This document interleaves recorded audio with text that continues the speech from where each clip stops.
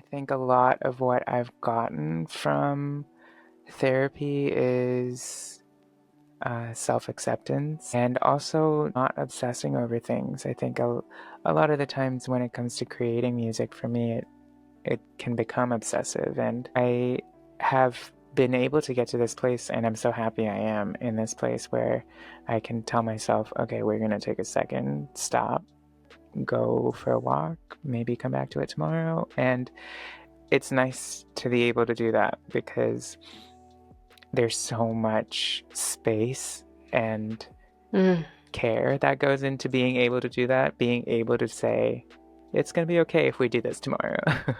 So, and it's funny because I feel like everyone says it's okay to rest. It's okay if we need to take time. But hearing my therapist say it, are you like taking time to just like not do anything? It's okay.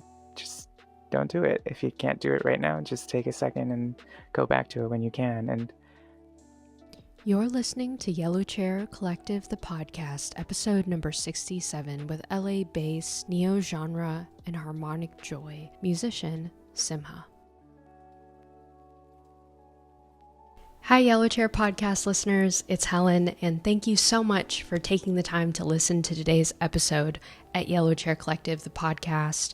Yellow Chair Collective, if you don't know, is a private practice based in several states across America. And if you found any value, please do me a favor.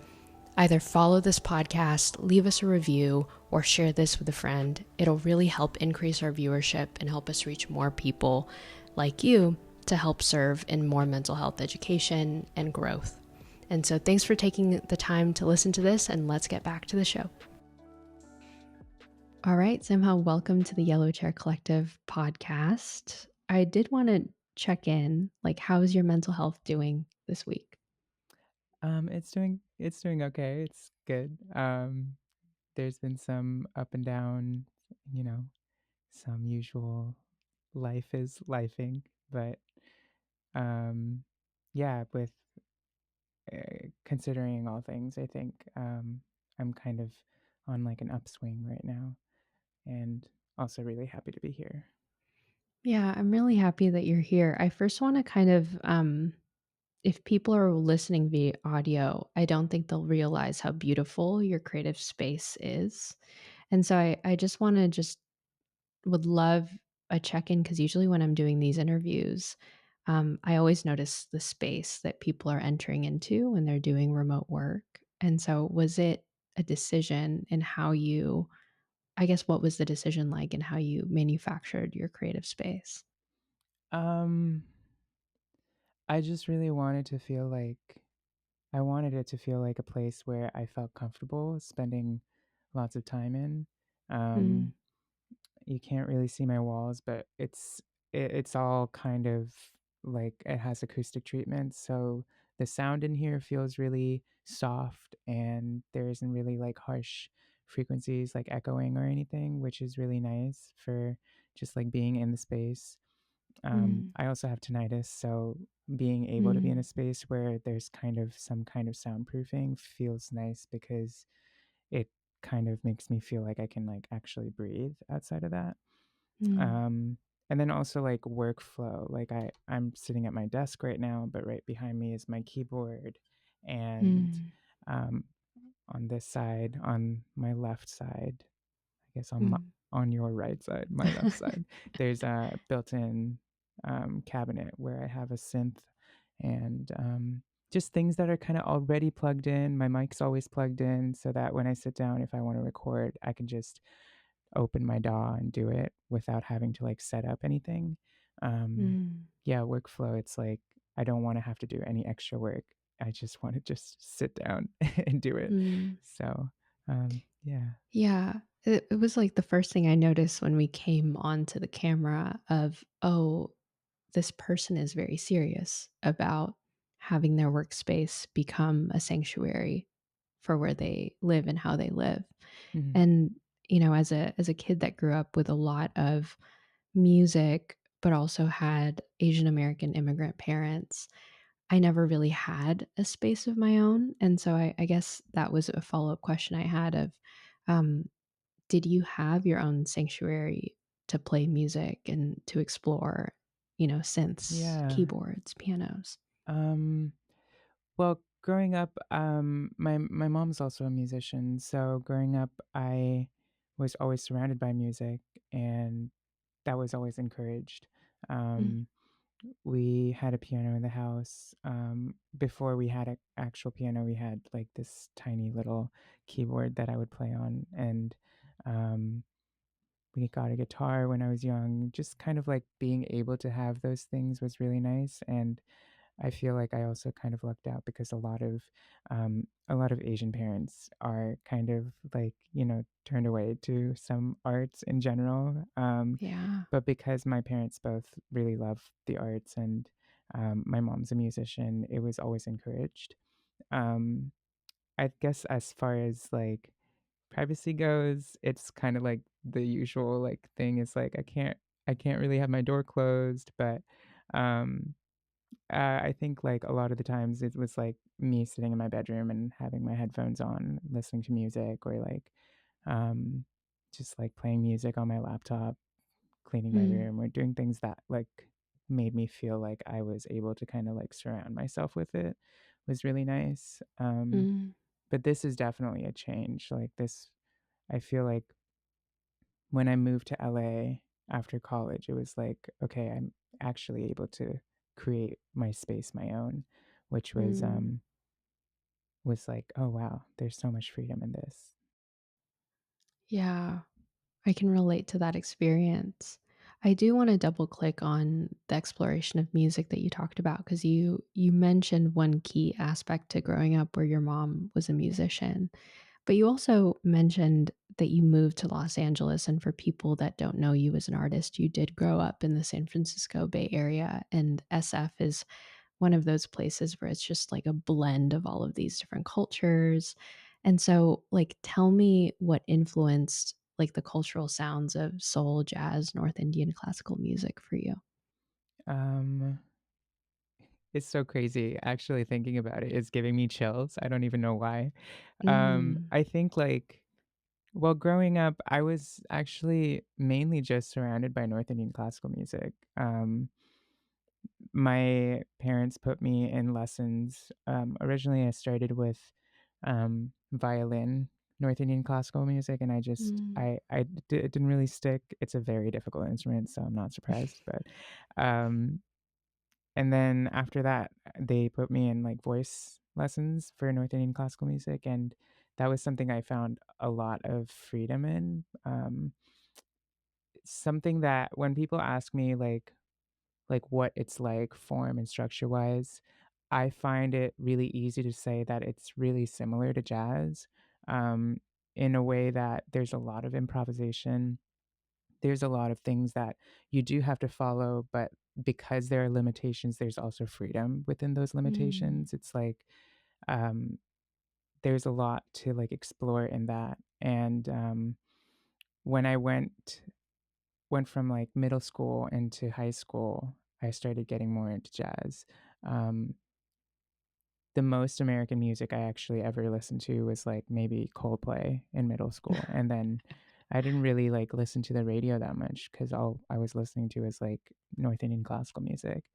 Um, so when I got to high school, I I joined my jazz choir, and that was like when I was like, wow, like I really love jazz. It's so similar to what I'm learning in my North Indian classical classes. And mm, also that like there's I guess like finding a vein that kind of crosses through um both genres made it so exciting for me to be able to play with that in the context of Western music. mm, So um, then when I went to college, that was when I kind of delved deeper into jazz, got into neo soul and R&B. Um, my parents had this one record of Sade growing up, so it mm, was this one record of Sade, which I actually don't remember the name, but I remember it's like the picture of it is like her face, looking very suave, Vogue, and then this record of Whitney Houston, which I think it was like the My Love Is Your Love album, and Mm.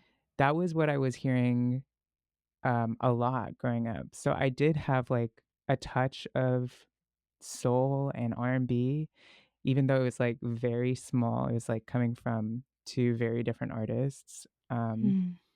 And then in college, I delved even deeper into that, and I like really like took a liking to it. And because there's so much crossover between jazz and soul and R&B, it was something that um, I really grew to love. And a lot of artists that I actually like never really listened to, even though I knew of them, I never really listened to until college, like Stevie Wonder. I lots of people love Stevie Wonder. I knew You like never his listened greatest until hits. college. Yeah. I knew Wow. his greatest hits, like obviously growing up I knew like, um Superstition and, like, all the Mhm. popular songs of his, but Mhm. I didn't actually, like, delve into his music and all of his albums until college, and, Really? yeah, it's kinda crazy because I feel like there was a bit of shame for that for me in Oh, college because I was like, "Oh, yeah. well, I'm going to, a jazz contemporary music school," and then I don't know anything about jazz or contemporary music. So, a lot of these realizations and this exploration came from just like teachers giving me records or like, my classmates, my friends being like, you have to listen to this. I got really into the Fugees when I was in Mm. college, and I got really into Tribe Called Quest in college. It's like a lot of Mm. stuff that people probably grew up with, even though I didn't grow up with because I grew up listening to Indian classical music and then one record of Sade and one record of Whitney Houston. So, yeah.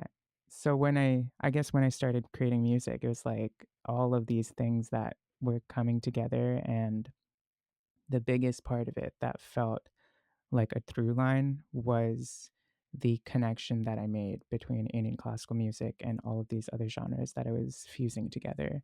Um, Mm. and even today, when people ask me what kind of music I make, I say jazz or soul, but like I really have no idea. I feel like I just create what I create. And Wow. yeah. It's I kind of wanna double click on your childhood because it's so unique. Because growing up in such an urban city like San Francisco, you are surrounded by, I'm assuming, kids that talked about their favorite music artist, etcetera. And so what prevented you, or were you just not interested in other forms of pop cultural music that was coming out at the time? Well, I do have to make one correction. I did not grow up in San Francisco. I grew up in Mm. Cupertino. Mm. And I most of my friends were also Indian. Like Mm. the community I grew up in was mainly Indian. Most of my friends were Indian until high school. I didn't really have friends that weren't Indian. Um, Mm. and a lot of them were also doing like Indian classical music. They were either doing some sort of Indian classical instrument or they were doing Indian classical dance.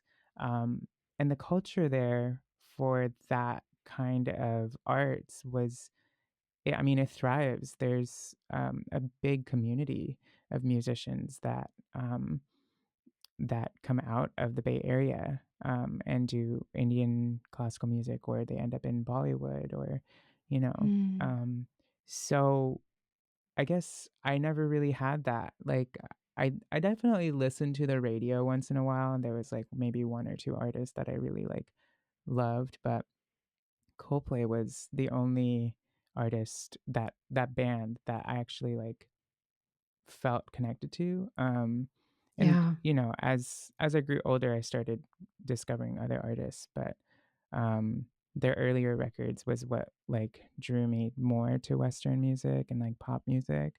Mm. Um, and yeah, my friends were probably doing the same thing. They were listening to a lot of Coldplay and then Bollywood music and Indian classical music.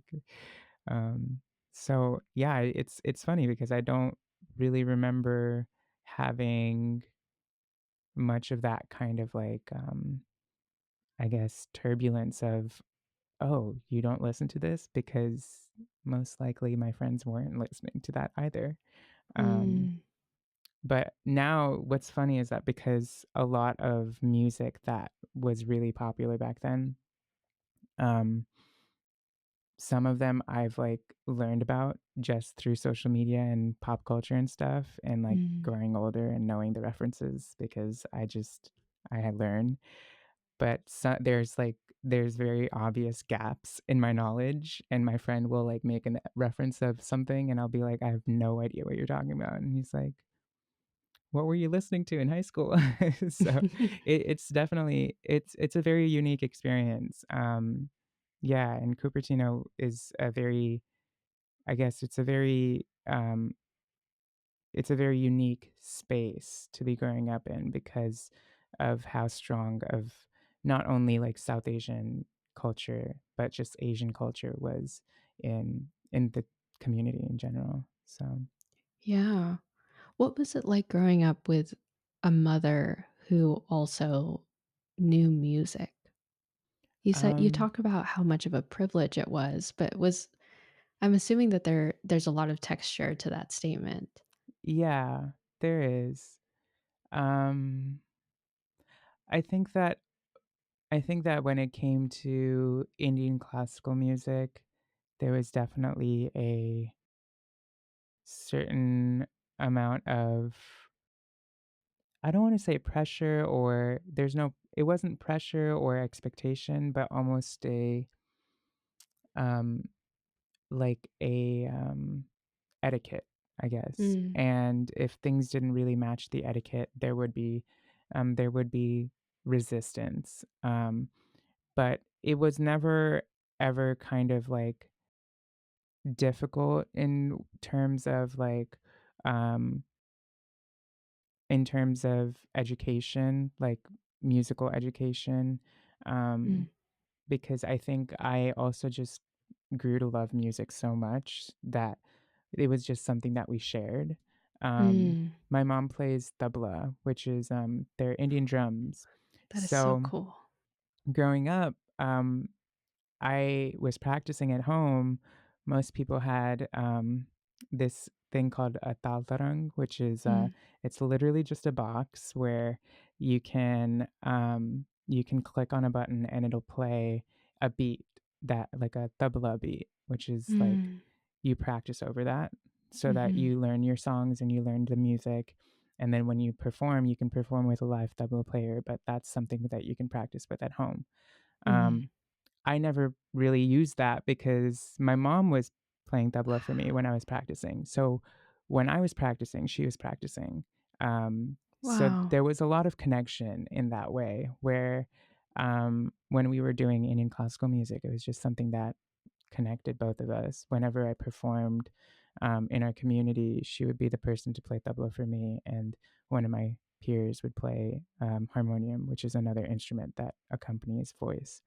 Mm, So, in those terms, it was very much like, okay, this is a space where it's very welcoming and accepting, but mhm, also like, you know, being a kid growing up learning music, you don't want to practice, and that's like the biggest place where resistance comes in, is like you have to sit down and practice, which of course like little me would probably be annoyed that I was practicing as much as my mom wanted me to practice, but I'm also now happy that I did because, yeah, you know, it gives me the tools that I needed to be able to be a musician that can express themselves.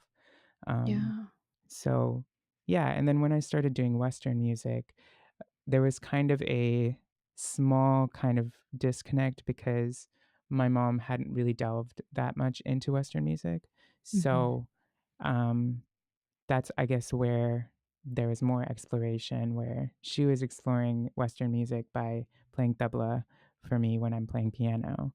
And mm, I was exploring what it sounds like to hear tabla on piano and like mm. jazz chords, and like see what it would sound like to have like, you know, those two pieces of completely different kinds of music come together.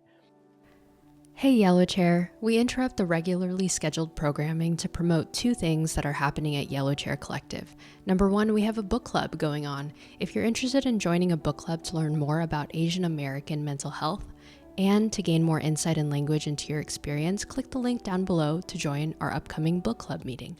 Second, we have ongoing groups happening at Yellow Chair Collective. If you're interested in one of the following groups, please head over to the link titled Yellow Chair Groups. We currently have enrollments open for Asian American and Motion Management Coaching Group, Healing Your Inner Child, and Unlearning Perfectionism. If you're interested in one of the three groups, please head over to the link description down below. If interested in learning more about events happening at Yellow Chair Collective, please click Yellow Chair Collective events in the link description down below. That's it. Hope this serves you, and back to the show. Eventually, in 2022, you release an EP called After So Long, and it kind of is I guess, a graduation or a blend of all of those different themes that you grew up throughout your life. And I guess, like, there's also an aspect of visual art that you display. For those of you that are watching on YouTube, I'm probably going to display it on the video, but I'm curious about how visual art, music, and all of these different cultural experiences came about in 2022. Where were you at in your life, mentally, emotionally, that eventually got you to a point where you could display all of these different identities and themes? Um, where was I in 2022? Yeah. I think when I released that project, I was in this space where I was like, I really just need to put out a big body of work that I feel like says something, you know. Mm, It's a concept EP. There's a lot of different storytelling and ideas in that, but the biggest part that I wanted to kind of capture was my mental health journey. mm-hmm, Um, in 2019, I was kind of going through a rough time of just being in my early 20s, trying to figure out what I'm doing with my life, and then also dealing with, like, untreated mental health issues. mm, And my partner, who I'm still with, he helped me kind of seek help. He pushed mm, me to find a therapist, and there's a lot of support from that. And also through the experience of being with a therapist and talking to them about, what I was going through was something that was very cathartic to me because mental health is very much taboo in the Asian community. mm-hmm, Um, so yeah, it's just not really nothing that I ever experienced before, and being able to like experience that and learn so much about myself in the way that I had it. There was just so much coming out artistically and creatively, and a lot of those songs were the songs that ended up on the EP.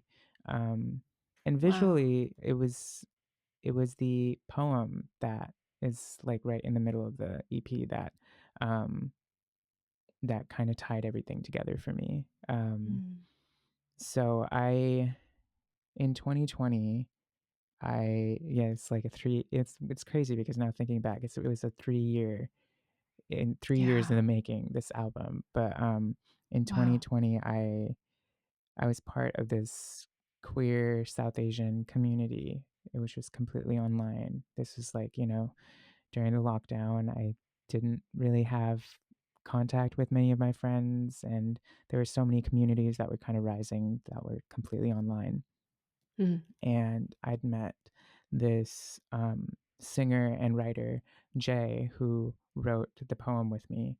And we both wrote the Hindi part together. My Hindi's not great, and they're from India, so their Hindi helped me kind of mm, like fill the gaps in. And we wrote this poem together that was about being able to go on this walk, almost like this journey of reliving memories and then coming back to ourselves. Um, and I reached out to a production company that I met through this organization, this queer South Asian organization, and I sent them this poem. And me and Jay were like, we really want to make a video for this. Can you please do that? And they were based in Mumbai, so they took the poem and did everything guerrilla style. It was like all like found footage. It looks like found footage, and um, they captured the feeling, the essence, and the meaning of the poem in such a beautiful way. And I love that it was set in Mumbai because it was kind of like this full circle where it's like as much as I had felt kind of pulled away from mental health because of the community that I'd come from where mental health was taboo, um, it was like taking that and bringing it back, and it's like, oh, we can still be a part of this community and this culture and talk about these things and then also be queer. um and yeah, it was so wonderful to work with all these people who were a part of that and then also be able to see it come to life and also like see everyone feel so similarly about it. So Yeah. Thank you so much for sharing the 3-year journey that got you to writing your EP, because one of the refreshing things that I'm hearing from the way that you're even talking about the story is, as a therapist myself, one of the works that I do with clients is I help them kind of embrace all aspects of their personality. And you, as an artist, Simha, you're somebody who doesn't really take on the this or that type of narrative. It's, this is the culture that I came from, this is the community I'm in, and these are all of the aspects that make me me. And I remember listening to the EP going, why is this called After So Long? And it's almost like, now that you're describing it, it's helping me realize that it's almost like a love story of you falling in love with yourself, Mhm. and a self-discovery piece of, can I come back to who I really am, but also rediscover new aspects and new parts of my life that I didn't know were originally there.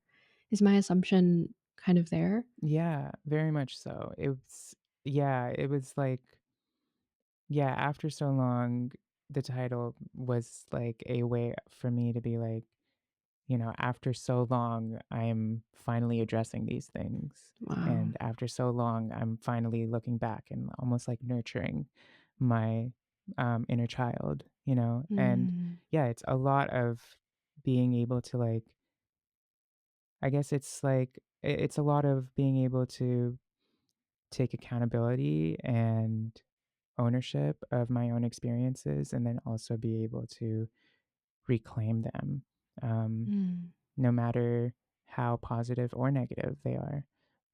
So, yeah. I experienced something similar when you talk about your partner. There was a moment I had with mine. I remember sharing my mental health journey with them, um, before I had ever gone through this like really intense self discovery piece of the shame and the weight of the depression and anxiety I was experiencing. And them looking at me and going, I don't love you any less. I'm actually really grateful that you shared this with me. mm, And then being able to be held in that way. Um, and you were also held in the context of community, like the Queer South Asian Social Club is what you said you were in? yeah, it was called QAE. It was created, I think, created by several people, but Nylar was the person that um, was the person that at least brought me into it. So I just wanted to make sure I mentioned her. But QA, I think I actually don't really know what it stands for, which is funny because I That's was in okay. it for so long. But yeah, that's how it kind of came together. Yeah. Were you ever in an intentional community in that way? Or was that the first time that you had ever experienced that level of collaboration, community? Yeah, I think that, um, I think that like the I think that it had been a long time since I'd felt that, especially from a community of individuals that I felt like I could relate to.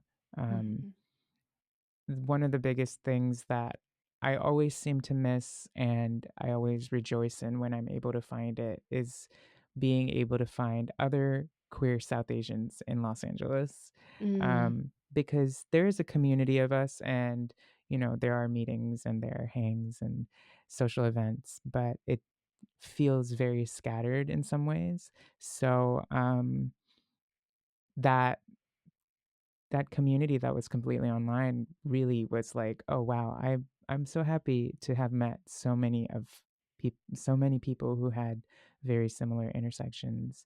Um, mm, and I didn't really have that kind of community growing up, but honestly, the Hindustani, the North Indian classical, and just Indian music community that I found myself being a part of was something that I felt um, create that, I guess, inspiration and drive for me.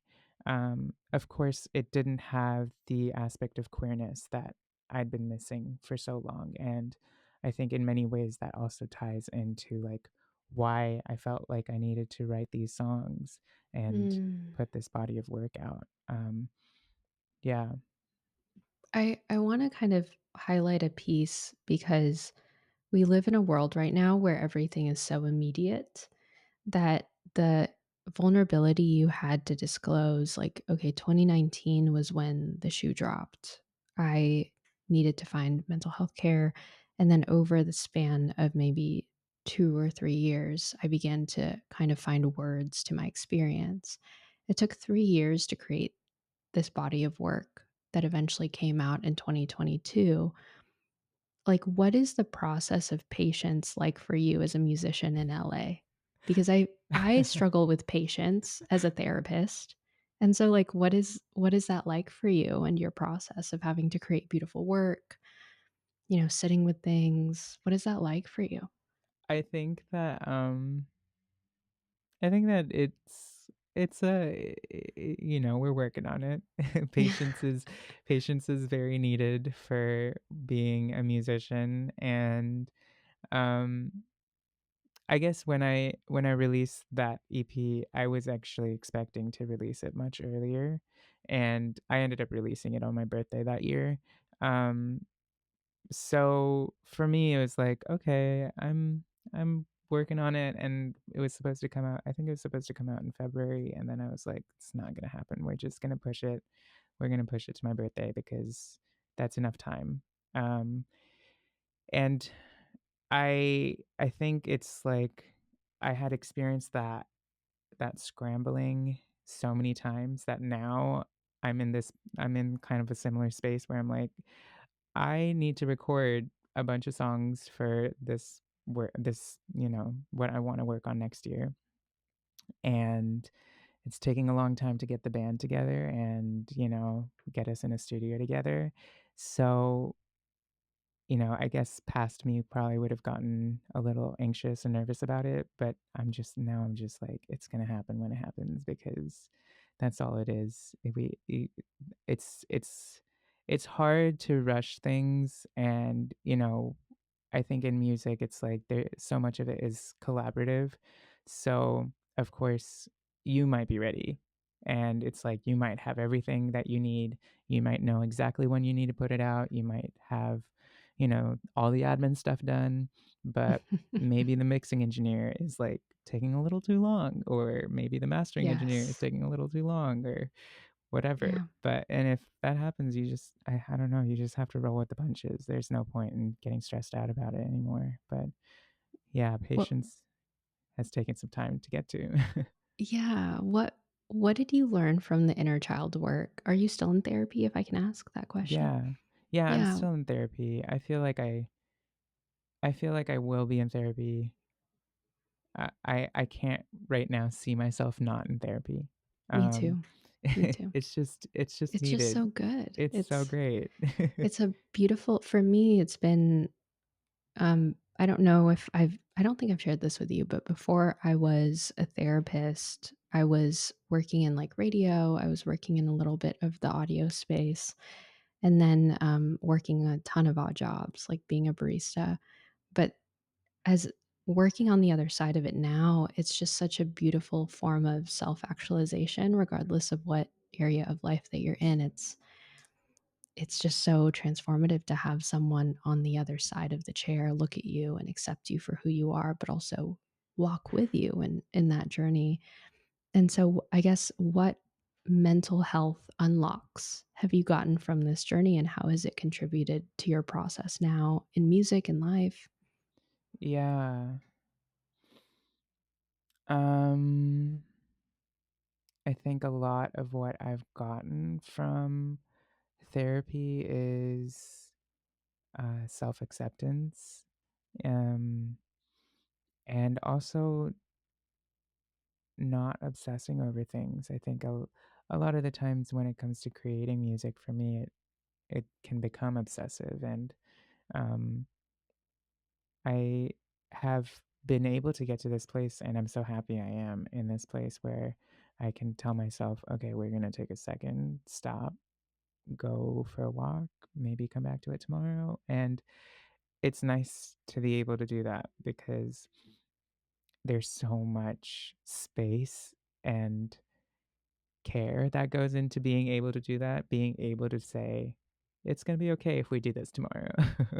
so, yeah, and it's funny because I feel like everyone says it's okay to rest. It's okay if we need to take time, but hearing my therapist say it, are you like taking time to just like not do anything? It's okay. Just don't do it. If you can't do it right now, just take a second and go back to it when you can. And it's like, I don't know, it hits differently because I think that there's also context to it. And, he knows me at this point. So, um, yeah, that's the biggest thing I feel like I've gotten, being able to have grace for myself. Yeah. And the process of it, it sounds like for you was, does this person know who I am? And after trust is built, then the change can occur, Mhm. which I think is so beautiful. Because I think we all want to know what are the 7 keys to success in music and life and in finance. But it sounds like part of it is being able to know thyself and knowing your patterns. It sounds Mhm. like after you got to understand yourself, you Mhm. started to make small tweaks and changes that are helping your day to day life. Yeah. Yeah. Yeah. I don't want to skip over my next question because speaking of music, you've now released 2 singles, Backseat and Marigolds, in the past month. And so it sounds like your music production is on a roll. Um, and so tell me about these 2 new records that you've released, Backseat and Marigolds. Like, what's the creative process like for you? You've also released a lyric video that you made.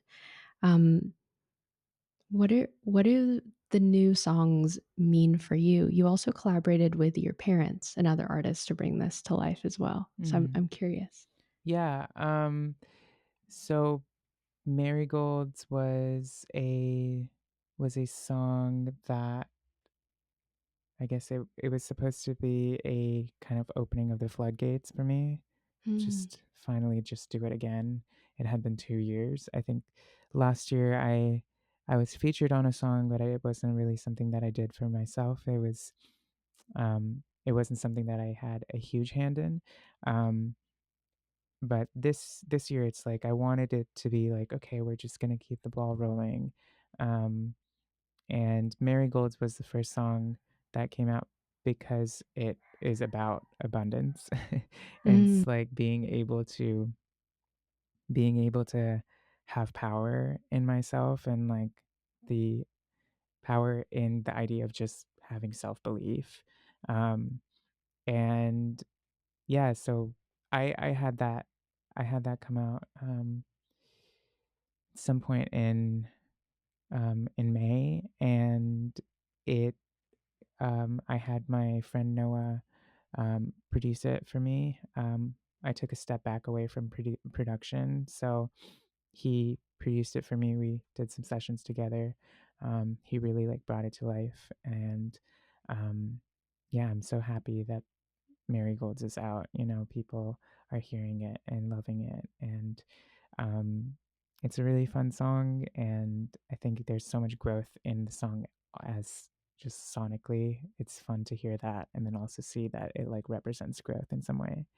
Um, and then Backseat, I just released last Thursday, and Backseat specifically is about it's specifically about intergenerational trauma, um, in that the things that we inherit from our parents or our ancestors, and how we choose to let them manifest in our lives, and how we choose to move forward with them. Um, and I wrote it with my friend Rachel Gonzalez, who is also singing on the track with me.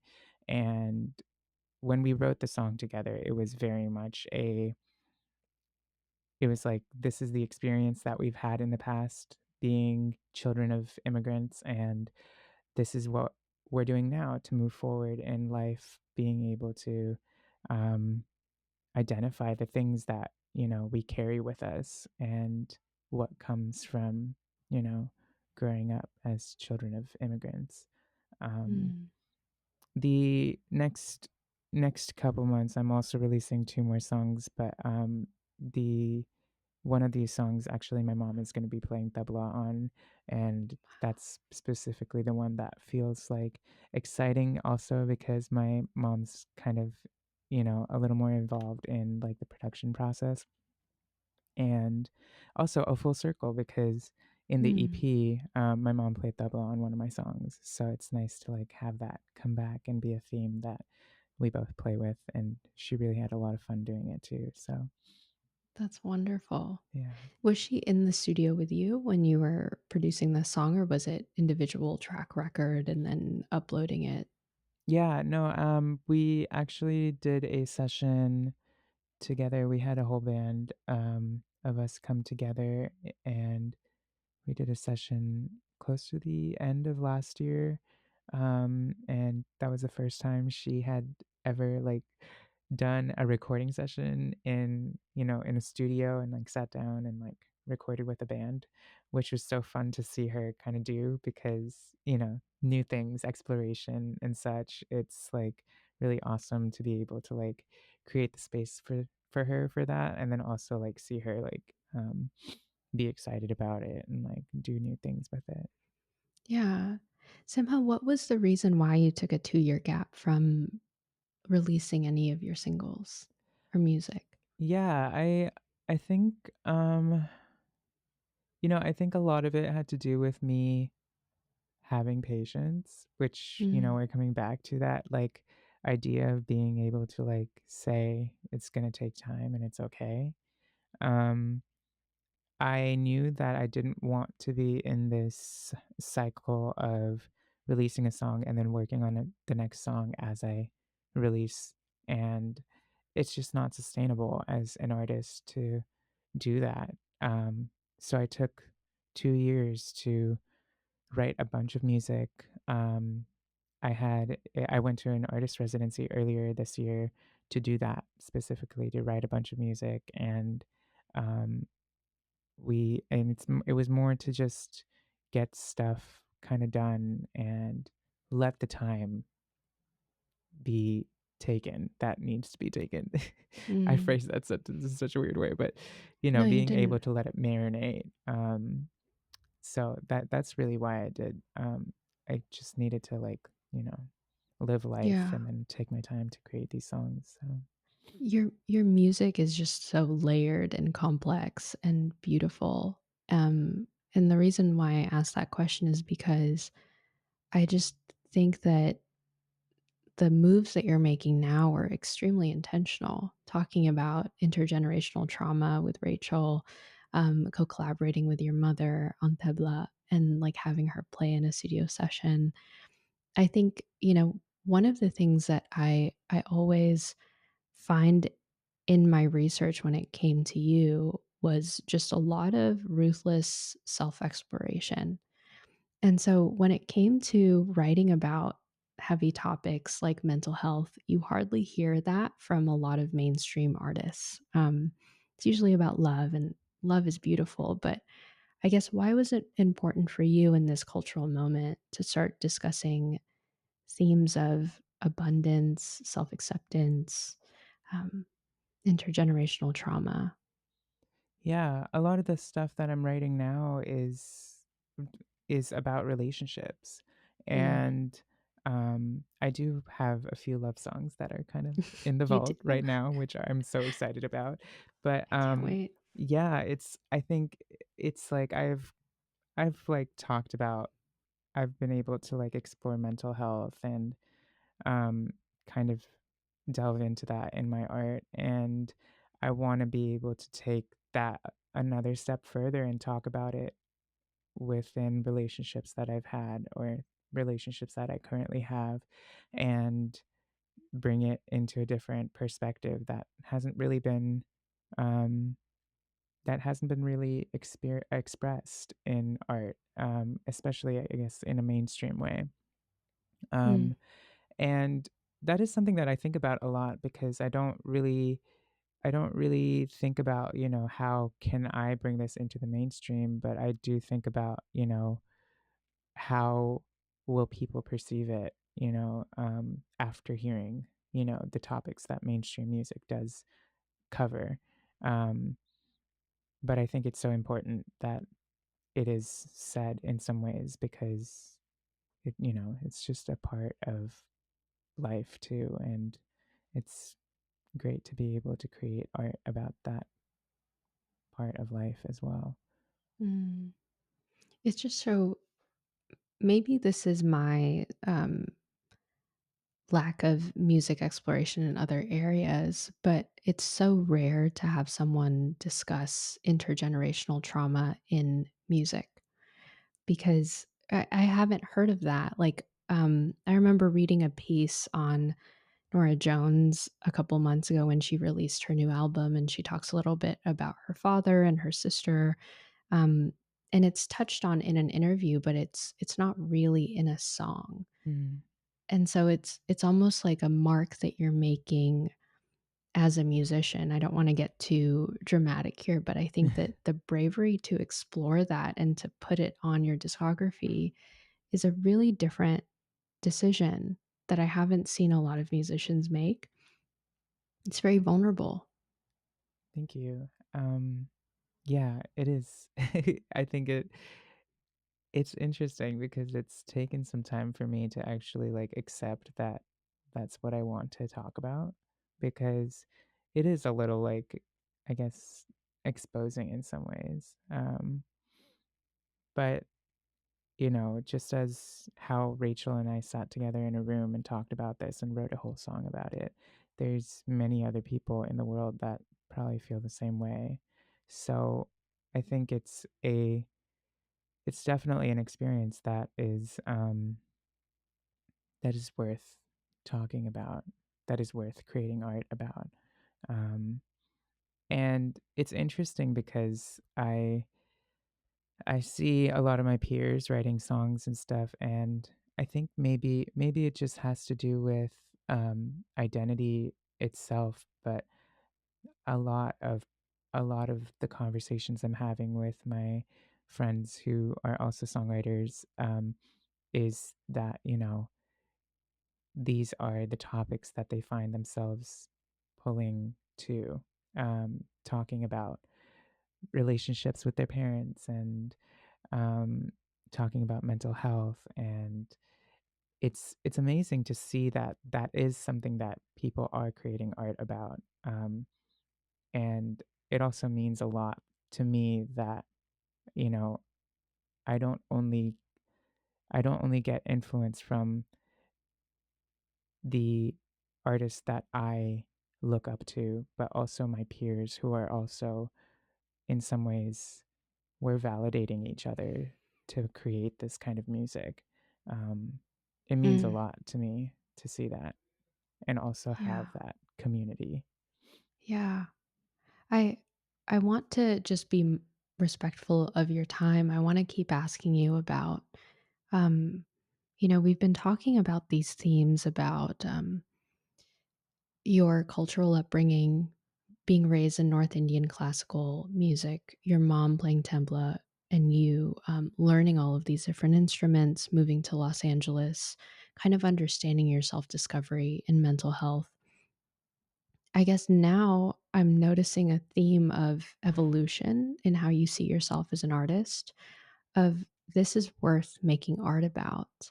And there is an underlying unasked theme about um, what music is worth writing for you in this moment in your life. I guess, how do you see artistry? How do you see creative expression? How do you see um, truth telling when it comes to music, visual arts, the Mm. music that you release, the things that you write? How do you see Um, it now? do you mean in media or for my own music? It's more so like a lot of people when they're first starting out in music see production, like the amount of things they produce, Mm. as a way to prove their own worth as an artist. Mm. And I guess the way that you talk about creative expression is very poetic. It's like, this is intergenerational trauma. My own cultural upbringing, abundance is worth talking about. I have a couple of love songs in the vault that I will release eventually.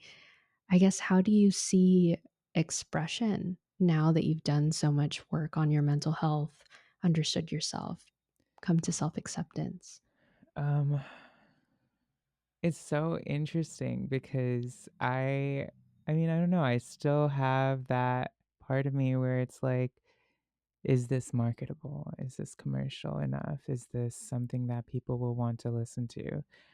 And Mm, then I think about, you know, I think about other artists in the past that have made their mark, like Bjork or um, James Blake um, or Leon LaHavas or even like Stevie Wonder and Sade and the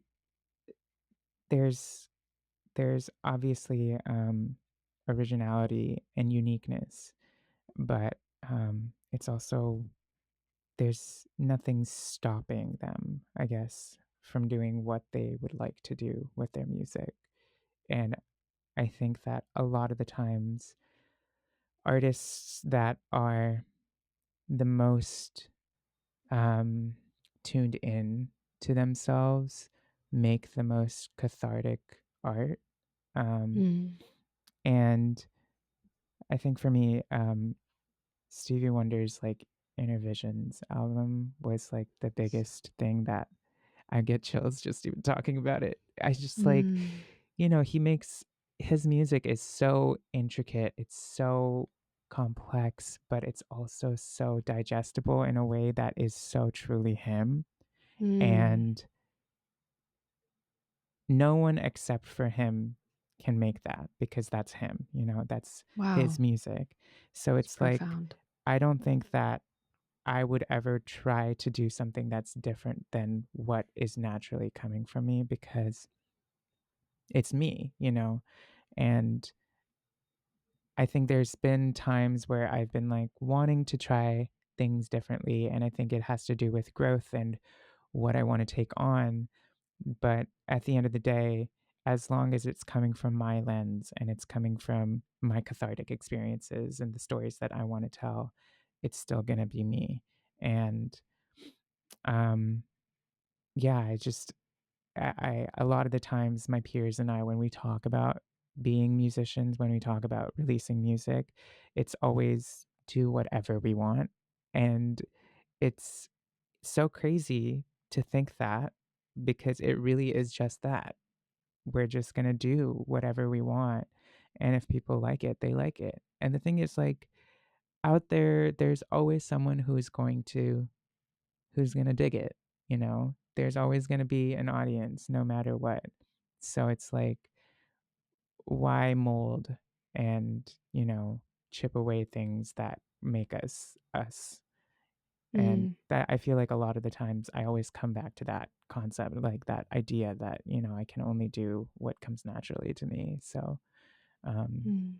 yeah, that's kind of where I'm at, and I feel That's like I always will beautiful. be. Thank you. Yeah.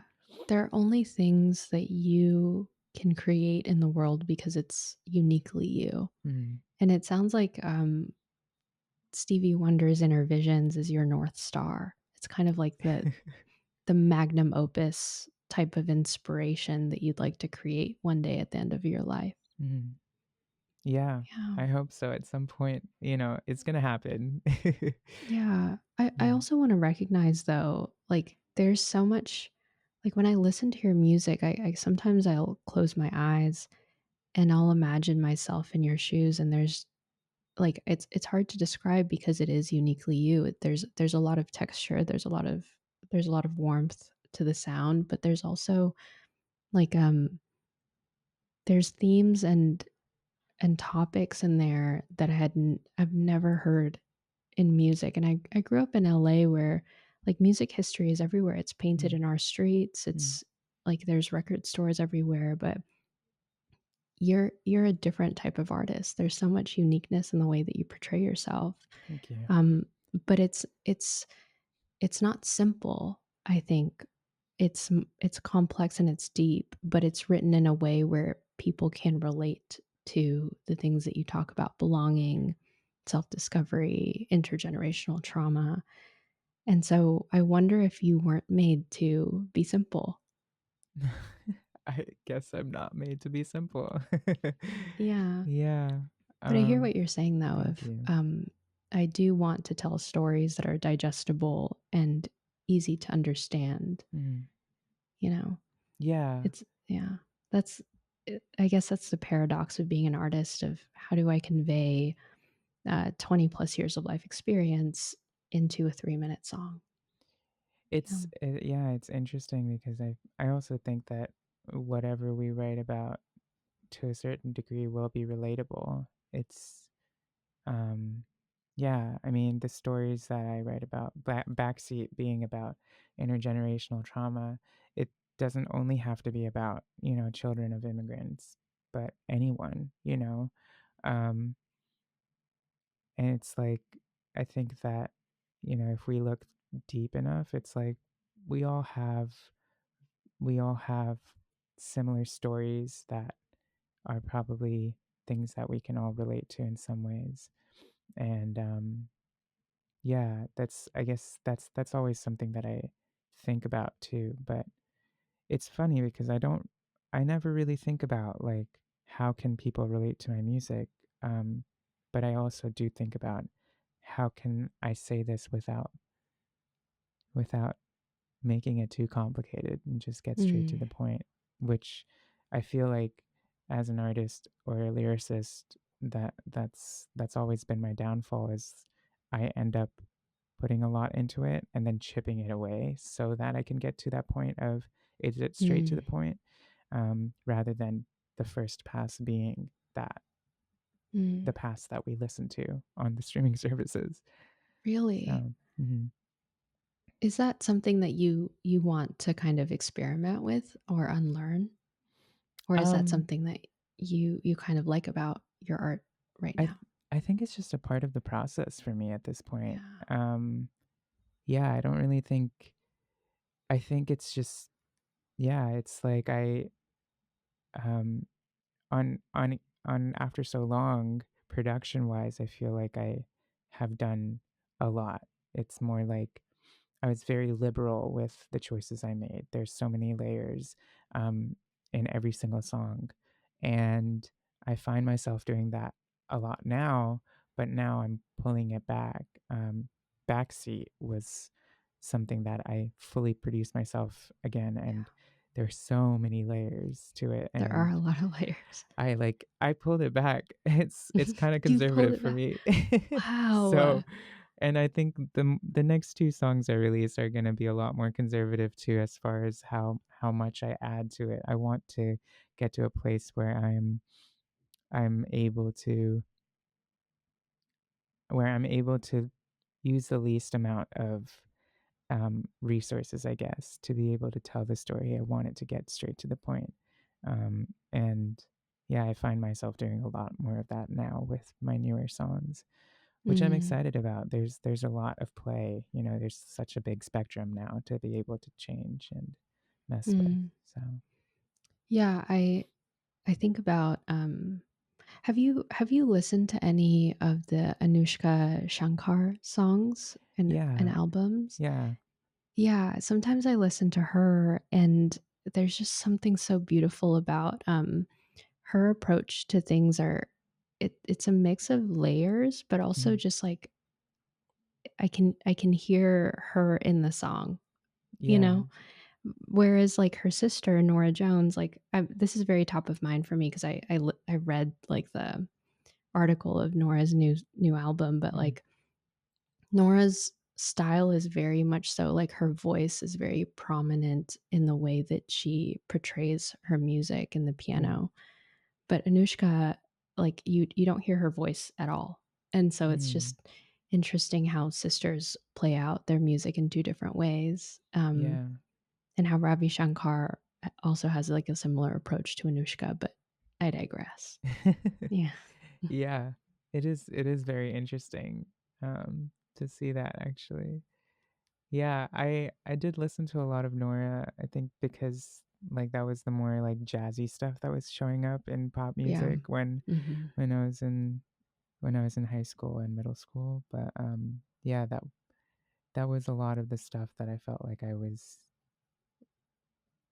was relating to as far as like jazz goes in Mm. more mainstream music. And then um I did I did listen to like Ravi Shankar a lot. Like growing up, my parents loved him. Yeah. So Yeah. There's just so much. And then his influence on the Beatles. And it's crazy it's how all of crazy. those things intersect. But Yeah.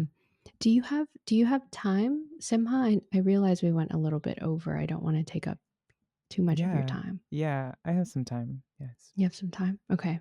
I guess one of my questions going back to the layering and being more conservative and pulling back when it comes to your music is um, in the same vein as Ravi Shankar and the Beatles. So much of the lyricism behind the Beatles is very simple. Who knows Mm. how long I've loved you? Hmm. I know I've loved you still. It's just like their voice and a guitar, maybe some drums, maybe bass, but like is that the place where you want to get to?